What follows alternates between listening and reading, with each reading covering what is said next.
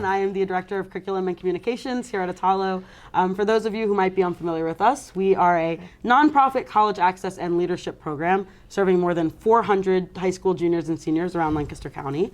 And today we are thrilled to have Dr. Shauna Carter, the head of school at Linden Hall School for Girls, which is my alma mater, so I'm a little biased.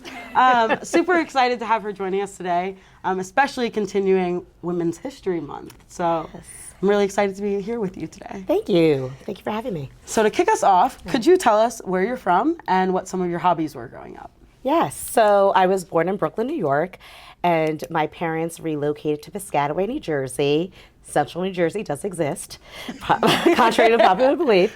And some of my hobbies, well, I did a lot of reading, and I did a lot of roller skating and rollerblading in the basement of my home.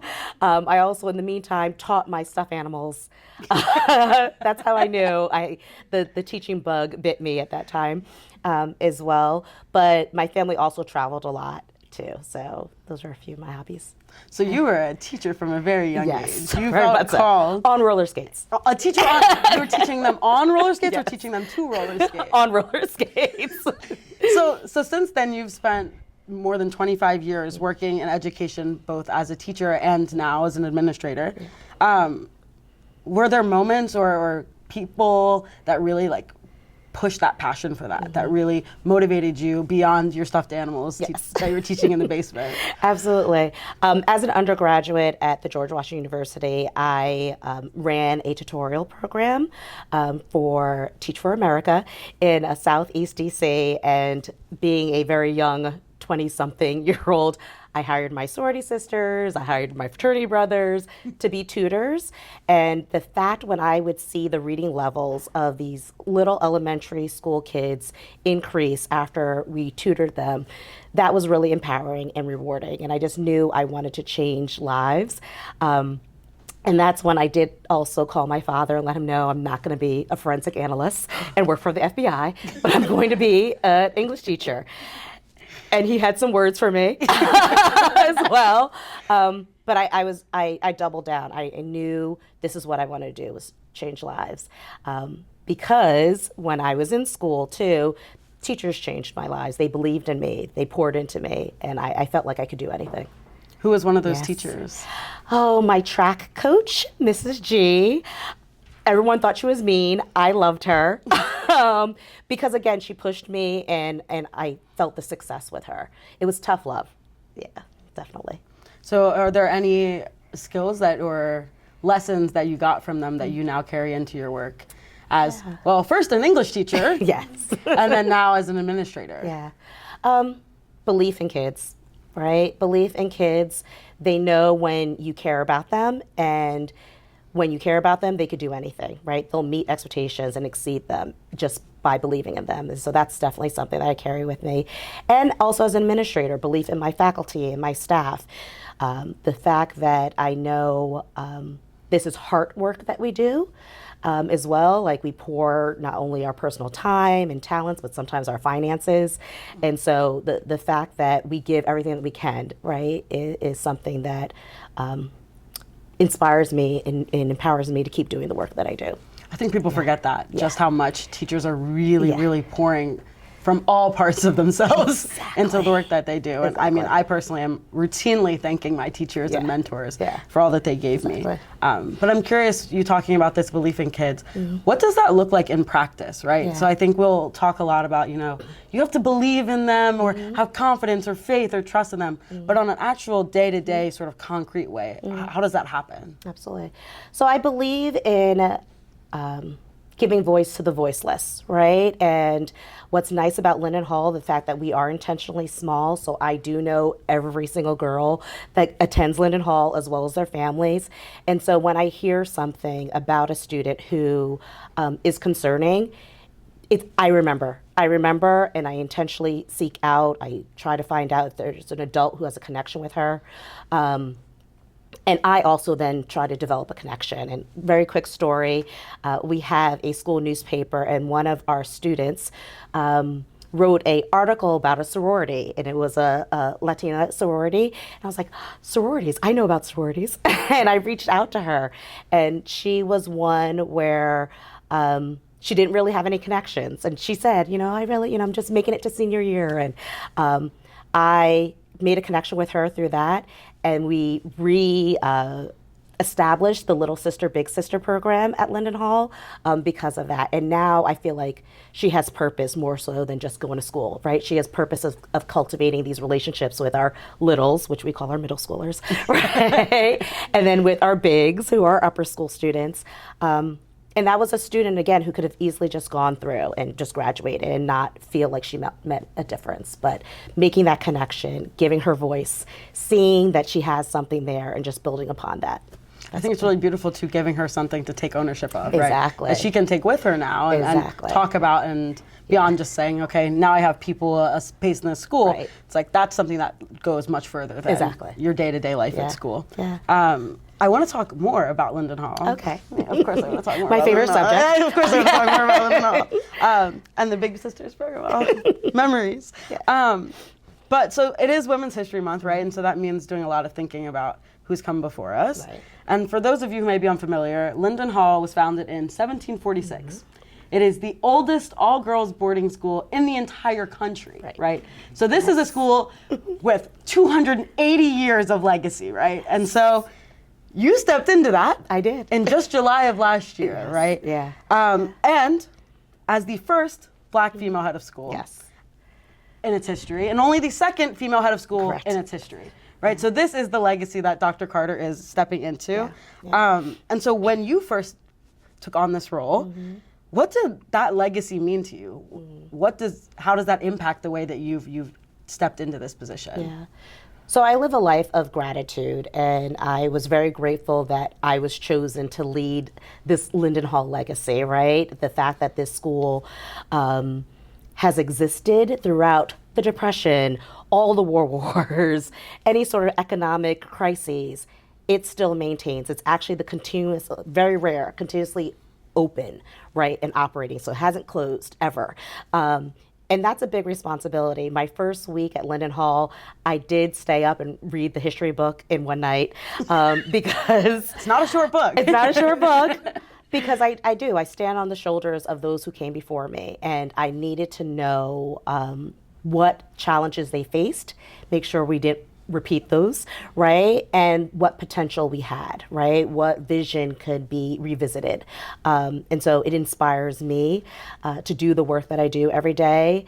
I have this theme because for my first year of being the bright future of Linden Hall, but it's based on the brilliant past of Linden Hall, right? Like we take away the good practices, the things that work well, the traditions, but then we also innovate, and there's progress that needs to be made too as well, and sustainability that we're looking forward.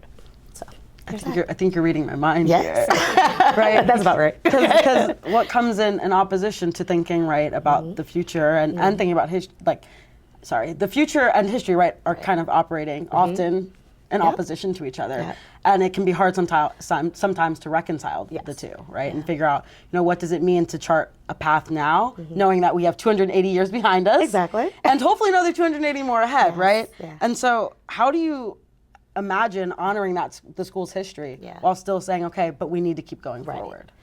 It's our alums. So just recently, the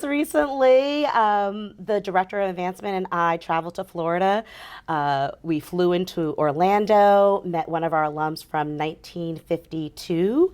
And so Linden Hall was very different. It looked very different back then, right? And then we drove 900 miles to the Panhandle, and throughout those stops, 4 different stops of Jupiter and Naples and Sarasota, we then ended up in Destin. We met alums, and they all had very different stories, but also very similar stories.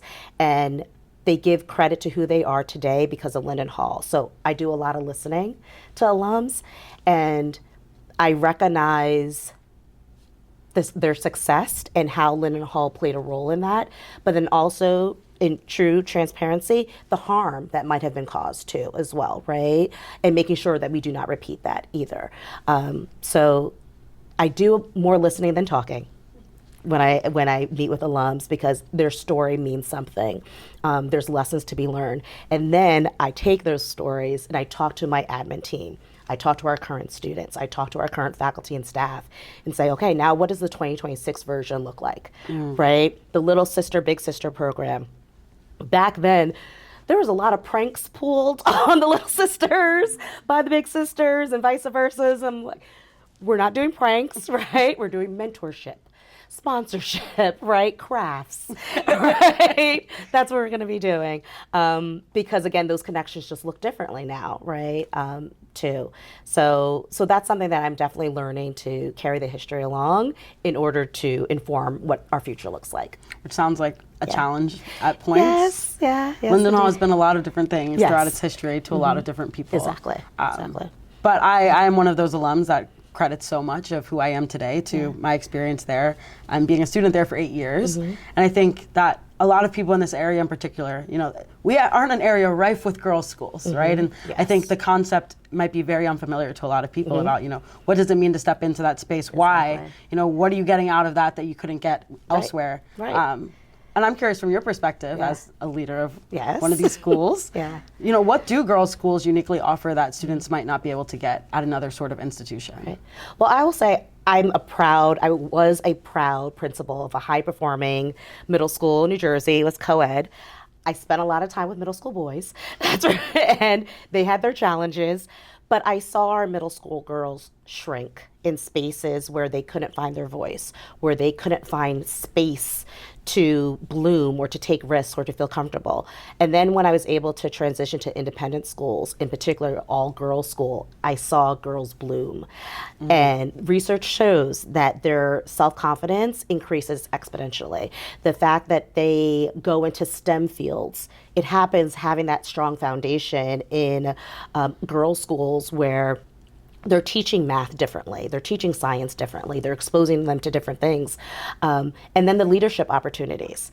They're leading student council. They're leading the clubs. They're leading the basketball team, right? Because it's only them. And so they're developing skills and finding their voice in spaces, and they're building their confidence. So then when they go to spaces where they might be the only one at the table, this is all they know is this voice. So they're going to use it, right? So that's the power of an all-girls school. Definitely. I agree. Amen. Yes. And I'm curious, though, what you think, I guess, like the mechanism behind that is, right? Because, sure, I guess at a sort of surface level, you could say, oh, well, it's just being around all girls, right? No. But what is it that's actually causing that sort of impact? What is it about the space itself, or what is happening in the space itself?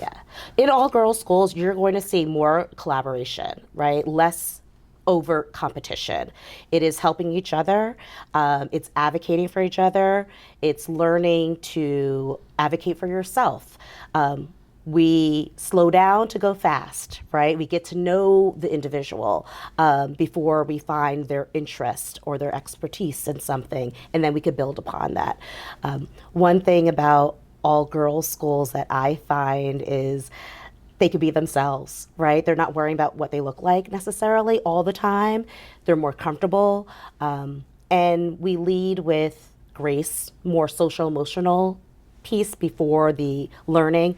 We actually had a guest come to Linden Hall, and she's like, oh my goodness, you love them before you teach them. And I'm like, yeah, we do.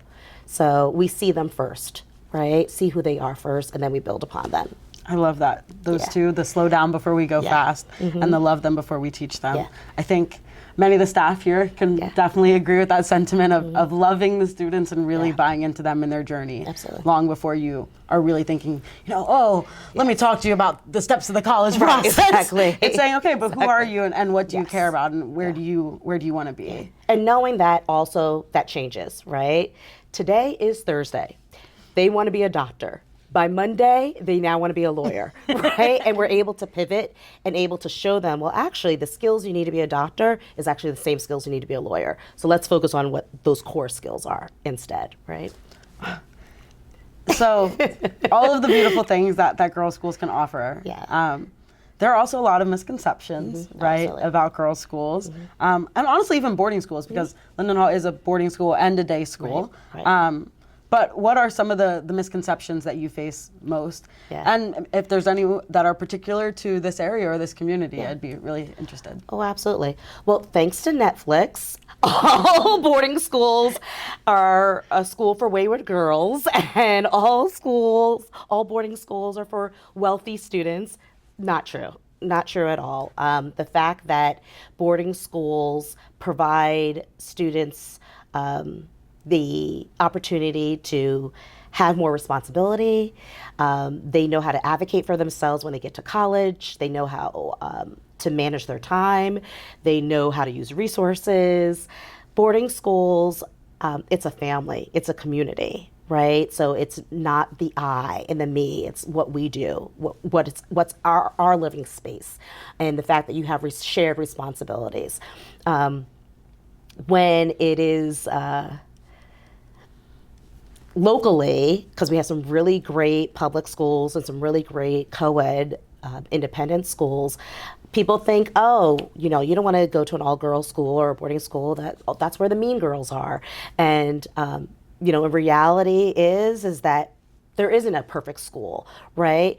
But I could honestly say, because I've been in various schools, Linden Hall, we have students who care about each other, right? We have faculty and staff who care about our students, and they care about each other.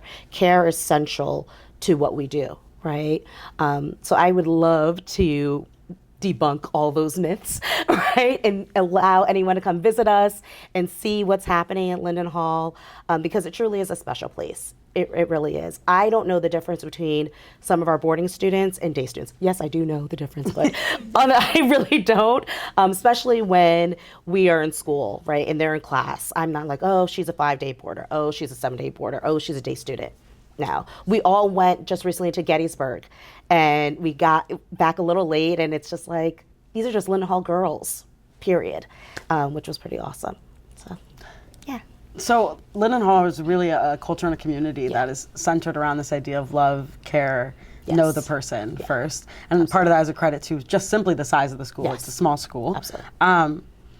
And so you're raised in this space, you develop your voice, your sense of self, but then the vast majority of them are going to go off to colleges where they are no longer in a single gender school. And then once they're in the workforce, it's gone, right? And so when your students eventually step into these spaces that weren't necessarily designed with them in mind, or where they are no longer even necessarily the majority in that space, what do you hope that they understand about how to navigate those environments? Right. I hope they remember their worth. I hope they remember their voice matters. Shirley Chisholm has the famous quote of, bring your own folding chair, right, to the table. But I'm going to take one step further of, you know how to build your own table, right? And so there's that too as well. I was just interviewed by one of our students for our school newspaper, and I was honest with her. I'm like, it's going to be hard. You're going to have challenges, but you're destined for greatness, and don't let anyone try to silence you. Use strategy, right? Work hard, know your worth, and you're going to get those rewards. And you're going to become stronger because of it. Yeah. Every girl in this room, I hope you embody that. So I know we've talked a lot about girls. Yes. But let's talk about the boys too. Oh, yes. I'm curious, especially now with your experience and 9-10 months under your belt at Linden Hall. Yeah. Is there something that you wish young men in particular better understood about the leadership or the experiences of young women that are maybe their classmates right now, or will be their classmates or co-workers one day? Right. It's so funny because actually another myth is the fact that all girls are like anti-man or not true. Not true. In fact, I feel like I've been in this position as a leader because of some great male role models that I had. And now that I'm older, a woman of a certain age, my students are also older, and they're Facebook messaging me, and they're like, thank you for just having some patience, right? My frontal lobe was not fully formed yet, right? I did things with impulse. And so my advice to those young boys is always the same of just make space for others. Voices that are different than yours matter, right? But you have to be able to listen to them first. When you're at the table, make room for someone else to pull up their chair too. Because again, research has shown, we know the world we live in, they have access that others may not have access to. And so if they're in that room, look around and see who's missing, right? And that has been my message, even when I was a teacher, of, okay, put your hand down. We need someone else to, answer the question, right? Just having that awareness too as well. Yeah. Right, and so for these sort of these co-ed schools, Yes. as many as there are, Yes. what can they do to better help prepare their young women and also young men, right, for these gendered challenges that will exist as they start to navigate the college process and then go into actually working and things like that? What can schools, co-ed schools, better be doing to support students? Well, I believe in supporting affinity spaces because you can't solve for something that you don't know about, right? And you need to be able to provide some space to freely and safely talk about issues that impact said group, right? So I feel like, especially in co-ed spaces, having some affinity spaces where groups can talk freely about issues and then coming together, right? And making sure that we could have some civil discourse about what that looks like and problem solve, and let's look at the systems and let's disrupt them, right? So I'm hoping that our co-ed schools have those conversations, right? Although they might be difficult. I also am a believer too with progress is made through conflict, right? And so we have to be able to face those things first in order to progress together. Together. Yes. Attollo has recently started affinity groups within the past couple of years, and I think that they've been really, really incredible spaces for dialogue for our students, especially for students who in their own schools might not see the same representation that they get in a space like this. So I completely co-sign the recommendation for affinity groups as a space for dialogue. So I still want to kind of stay in this realm of thinking about representation and seeing yourself in spaces. And I think that's one of the beautiful things about affinity groups, especially when they are crossing age groups, right? And Emily and I talk a lot about, we lead our Black student affinity group, how we look very, very different, right? And navigating those conversations. You're good. But it means a lot, I think, for our students to see themselves, regardless of what they look like. Absolutely. But a lot of times when we're talking about representation and seeing ourselves, we often talk about it as like it is a milestone to be achieved, right? Yes. And like once we've reached that milestone and the people are in the places and you've seen yourself there, everything is fine. Yes. No. But we know, right? That's not how that goes at all. Yes. And in particular, that just having representation isn't enough to change an institution. It isn't. I'm curious, in your role as the head of school, how do you think about sort of translating that representation into actual structural change within a school community? How do you get it from just, I'm the first Black head of school here to that actually meaning something? Right. Doing a good job, right? So that I'm not the last, right?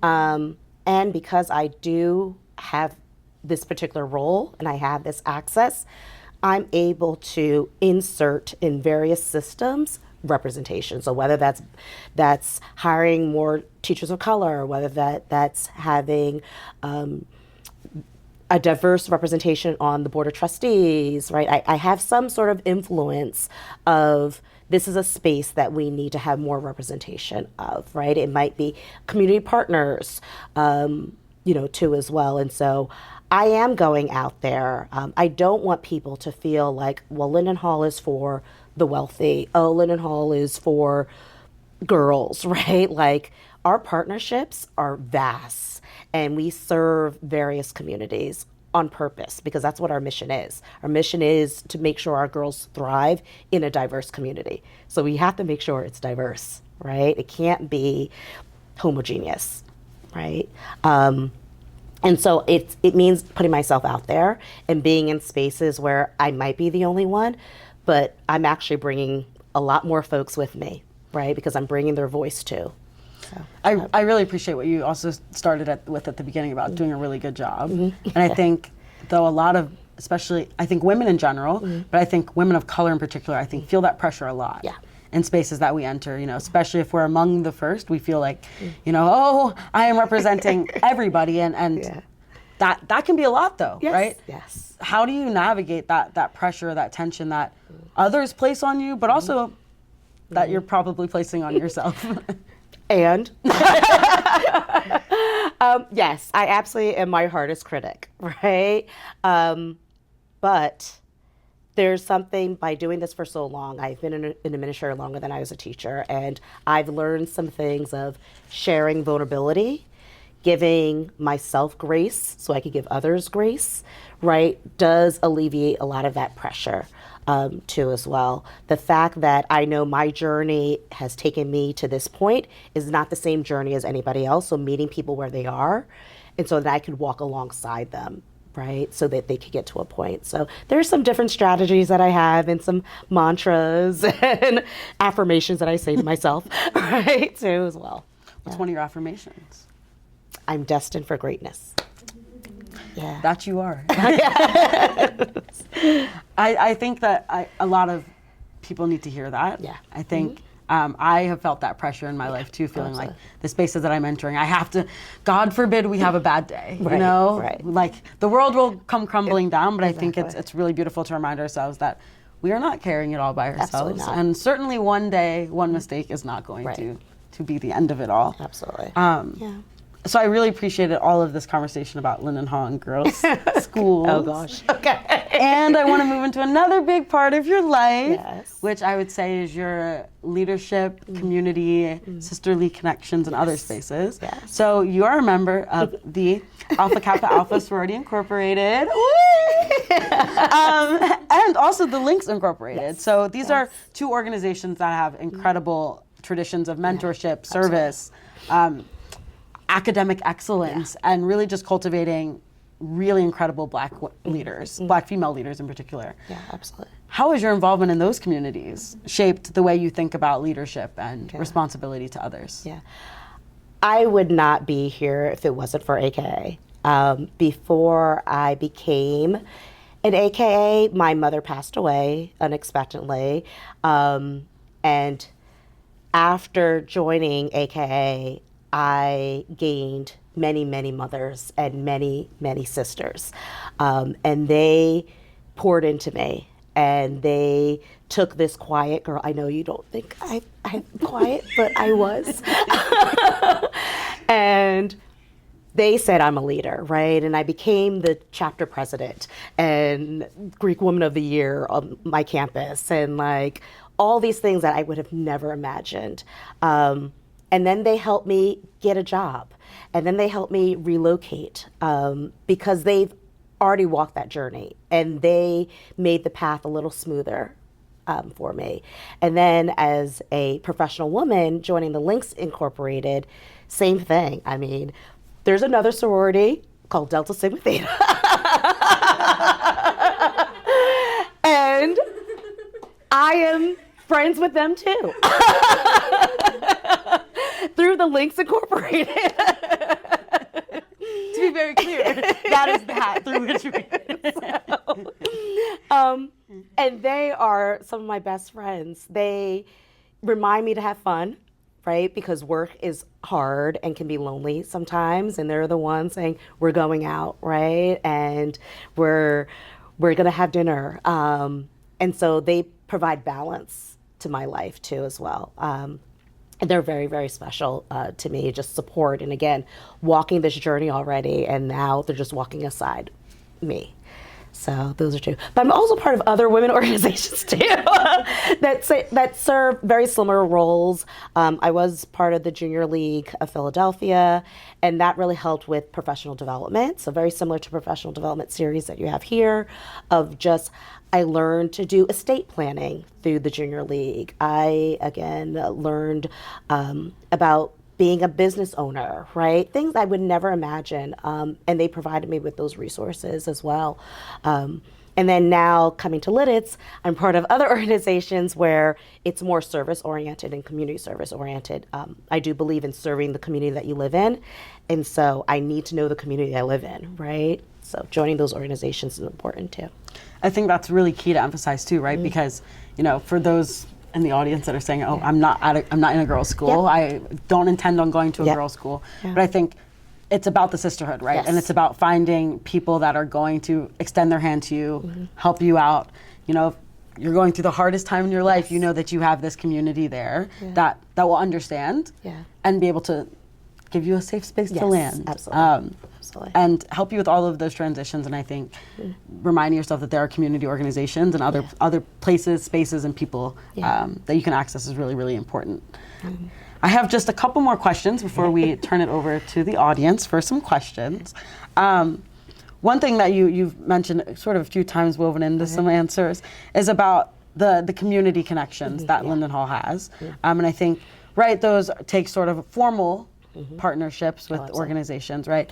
But I think one thing that people don't realize is that Linden Hall itself is an incredibly global community. Yes. Which I'll let you, talk about the stats on that right now. But there's a really, really incredible international population. Absolutely. And Linden Hall even has a sister school in Japan. Yes. Right. Yes, we do. So I'm curious if you could speak to what that looks like on campus. How does that affect day-to-day life of students? And then sort of more broadly, just talk about what is the importance of global exposure for students. I know we have a lot of students who often come talking to us about, opportunities for study abroad or trying to find schools that have high international student populations. Right. What's the importance of that? Right. It's one of the reasons why I chose to be a head of school at Linden Hall is because of their international connection. This year we have students that represent over 22 countries, which is awesome. And just last week we had an international night which showcased various cultural connections, right? So whether that's dance, music, food, presentations. The fact that our international students can come to Linden Hall and it's not about assimilation, but it's about celebration is what really makes Linden Hall special for our international communities.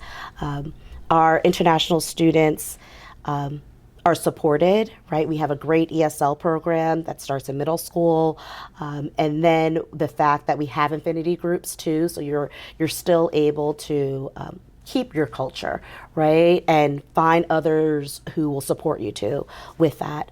But as a traveler, the fact that I'm able to see students in Lidditz who come from all around the world is amazing. It's a gift, right? Because sometimes we can't always travel, but coming to Linden Hall, we learn so much. We learn so much about ourselves and about them, about each other, rather. And it's a gift that some schools don't have, right? And so I feel very fortunate that the fact that we do celebrate that. And our students do really, really well, too, as well. Hence, the Linden Hall Japan, which was founded by an alum. And it literally is, it is a co-ed school. It has an elementary school too as well, but we have the same alma mater. They have the same school colors. They have pictures of the Linden Hall and Lidditz in Japan, which is awesome. And just having that sisterly connection. We do exchange students too as well. So we're excited the fact that we're gonna have Linden Hall Japan students come the end of this year. We just had Linden Hall Lidditz students come during the fall. But then we also are expanding our international exchange too as well. We had 2 students from Guatemala come, and they were awesome. We missed them. We went to see Wicked, and they were like, it was great.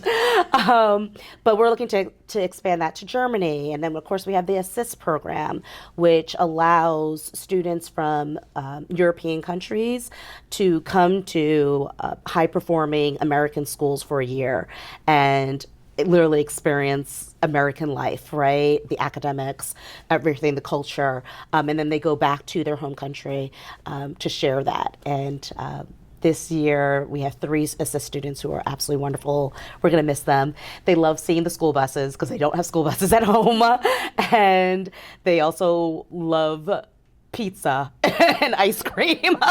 So it's great to be able to share that with them and for them to share their home with us. So yeah, I think students realizing too that, you might not be able to go abroad right now as you're a 16, 17, 18-year-old. Yeah. And honestly, sometimes you don't even end up being able to go when you're in college, right? But there are still other ways that you can find those spaces. And I think, being intentional about the spaces you choose to enter, right? I think college for a lot of students is the first time they get to make that choice and say, where do I want to be? And I think what you've just spoken to is the beauty of choosing a space where there is diversity. Even if you can't go abroad, you can still get a very, very much so. Cultured worldview just by being in those spaces. So my last question before I open it up, for our students, right, who might feel like, they need to have it all figured out, know exactly what they want to do next, know exactly what communities they want to enter next. Right. What advice do you have for them? It's so fun. I used to say, you only have one life to live, right? And then I just saw a meme today saying, actually, you die once and you live every day, right? And that just changed my thinking. So I'm so glad you asked that question of my advice to them is that I want them to explore more. You do not need to be an expert in anything right now. The world changes so quickly. You need to be able to adapt, to be flexible, to be a problem solver. So you have to expose yourself to more things versus being hyper-focused on one thing. Our students who want to become doctors, that's great. And I'm telling them, well, you should be in the play. Like, what? Like, yeah. Because you studying and taking more science classes is great, but it doesn't teach you how to work with others who might be different than you, right? It doesn't teach you how to be spontaneous when you need to, right? And be responsive. And developing those skills, those transferable skills, is what's going to be important for them. Awesome. Thank you so much. Thank you. So with that, I'm going to open it up, and I already, quick hand back there. Can we, yes. I'll let Leo grab that.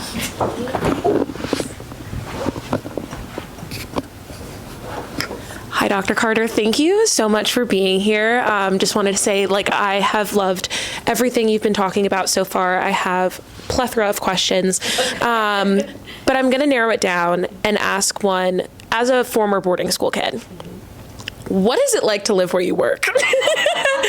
I loved all of my teachers, and I loved that connection that we had. And I think having people live on campus is what makes boarding school life really special. And now that I am no longer a student, how do you take advantage of this level of closeness? And also, how do you take space for yourself since you're literally living where you work? I am. A cute little house. Very cute little house. It's so funny because I didn't know I would love residential life, right? As much as I do. I was very much like, boundaries. You must have boundaries. And that sort of has gone away a little bit because I am on call, right? I am on call when a student has to go to urgent care for an appendicitis that happens in the middle of the night, right? But I also enjoy going to breakfast or brunch on the weekends and just talking to students because that is when I know something's going well or not going well, right? So I have less surprises with boarding school life than I did versus when I was a day school administrator. That the fact that kids could come up to me because they're going to see me at lunch and at dinner and just talk to me about various things, I really appreciate it. The stress that I had as a day school administrator of, I don't know what our kids are doing from 3:30 to 7:30 in the morning, right? I do know what they're doing, right? And I'm part of it, which is also the nice part. One thing I think that is interesting at boarding school, it's going to stretch you, right? We have these vans that we have to drive, right? So there's that. But I love the family. I love the connection. But what do I do to get away? I also have a dog, which is helpful, right? And so after work, that ends around, let's say, 6 o'clock, I might not go to dinner, right? Which happens from 6 to 7 because I'm walking my dog because I just need that time for myself to decompress. So I do that intentionally, right? Because I'll see them in the morning, right? I'll see them when I visit the archery, right? That happens after dinner. But I have to do a better job. I need to be honest. I do have to do a better job because I like being around, right? Too as well. Hi, Soror. Hello, Soror. Thank you so much for coming. I think something really important you said talking about your time at GW is you came into GW with one idea and left with another. And I think that's a message that's really important for our students because I see a lot of them saying like, I'm going to do this, it's going to be great, then I'm going to go to grad school, then this, and then I'm going to have a job and everything's great. But that's not how life works. And you're a glowing example of that's not how life works and look how amazingly successful you are. So when you got to that point in your college career where you had that switch, what did you say to yourself to keep yourself going? Because I know we all have these expectations, our families do, our mentors do, but sometimes things just don't go that way. So how did you get through that yourself? Great question. So I lived in Philadelphia for 3 years before I got here. So I'm going to give a Philadelphia reference from Allen Iverson of trust the process, right? I trusted the process. I have the mantra of I'm destined for greatness and that the journey is not going to be easy, but in the end, it's going to be great, right? And I just have to get through those things. I will say joining a sorority helped too, of being, I could do hard things. Sure can. Right? I could do hard things. And so that's what kept me going. And surrounding myself with people who continue to pour into me or who already done the journey. I'm like, okay, I just have to get to this part. As well. Yeah. Thank you. Thank you. I'm just curious, especially for a lot of our staff or young professionals, what have you or are currently reading, listening to, or watching that really fulfills your bucket or helps you learn and step into your leadership? Oh, that's great. So I'm a huge podcast listener because when I walk my dog, that's what I'm able to do, right? And I'm actually just listening to Trevor Noah's What's Happening Next or something along those lines. I listen to the Moonshot podcast, which is about independent school leadership. So that's something. I'm also a huge NPR fan. So because of my background, I listen to Code Switch, right? Because I do want to stay abreast to worldviews of things. But then I also listen to Pop Culture Hour because I want to be hip with the girls. Like I need to be able to know, who I don't know, who I don't know, I'm gonna like some Ice Spices or something, like I don't know, right? So, see, there's that. But leadership-wise, I'm actually starting to read the Conscious Leadership, 15 Steps of Conscious Leadership. So starting to read that. Again, I start a lot of books, don't necessarily finish them. But of course, taking this job, I also read the first 90 days, which was really influential to how I approached this role too as well. But yeah, I'm also a believer in audiobooks too for someone who's busy. They're just as good. Okay. I know he took a lot of notes on that one. We have time for one more question and then I'll take it back. Tony.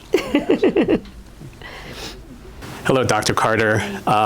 So in the brief amount of time you've been settling into the Lidditz community, what's something you have learned to enjoy about the community thus far?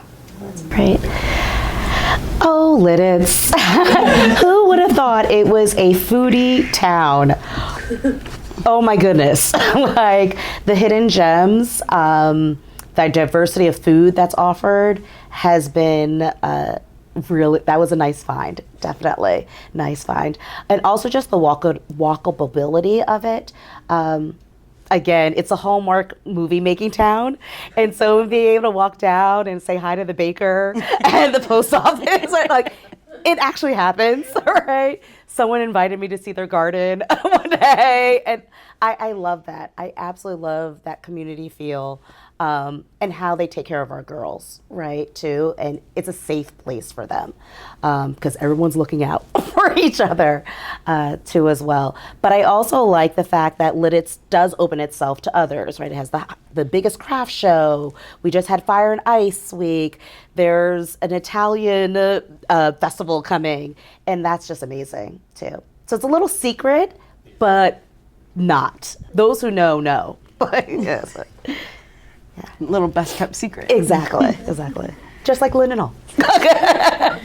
So before we wrap up, I wanted to play a little game. Oh gosh.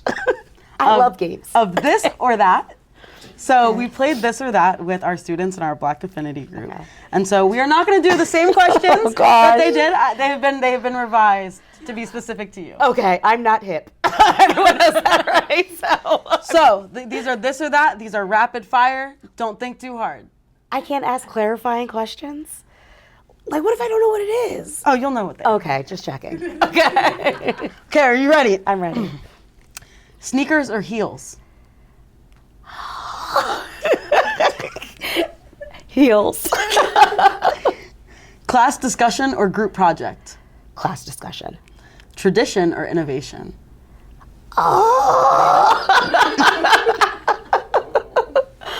Tradition. Morning person or night owl? Oh, night owl.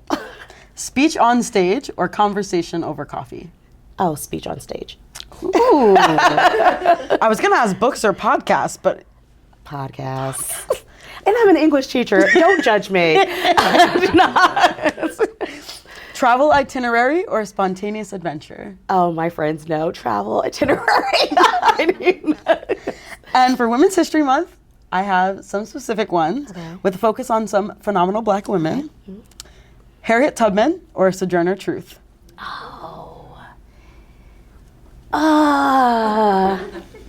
Harriet Tubman. Yeah. Okay, Serena Williams or Simone Biles?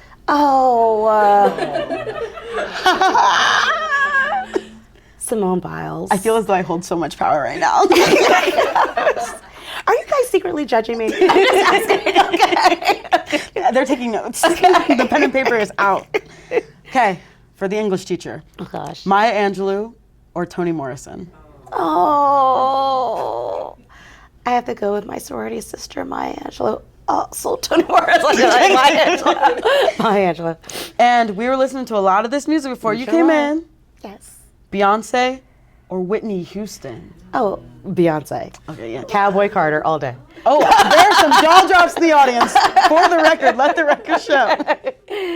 So my last question is not a this or that. Okay. This is just what I want to sort of bring us home with. So when you think about all the work that you've done in your career thus far, you have plenty more to come.